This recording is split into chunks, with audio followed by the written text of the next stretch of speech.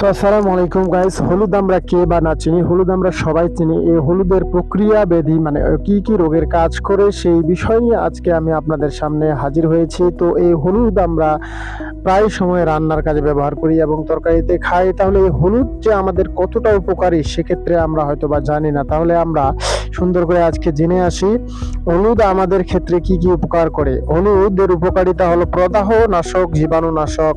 ঘা বা কাটা পোড়া ত্বকের সংক্রমণে হলুদের পেস্ট লাগালে আপনি সুস্থ হয়ে যাবেন ধীরে ধীরে। রোগ প্রতিরোধ ক্ষমতা বৃদ্ধি করে। নিয়মিত হলুদ দুধ গোল্ডেন মিল্ক পান করলে শরীরের রোগ প্রতিরোধ ক্ষমতা বাড়ায়। হজমের সহায়ক করে। গ্যাস অম্লতা বোধ হজম দূর করে। লিভার পরিষ্কার রাখে। রক্ত বিশুদ্ধ করে। অ্যান্টি ক্যান্সারের গুণ। যেখানে কারকিউমিক ক্যান্সার কোষের বৃদ্ধি হয় সেখানে আপনি এই কোষ বৃদ্ধিটা বন্ধ করে, এটাকে ব্লক করে রাখে।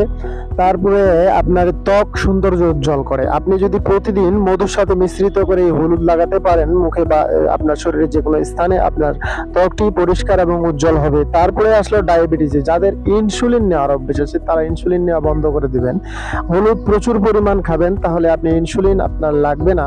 এই ইনসুলিনের কার্যকারিতা বাড়িতে দিয়ে শর্করা কমাতে সাহায্য করে।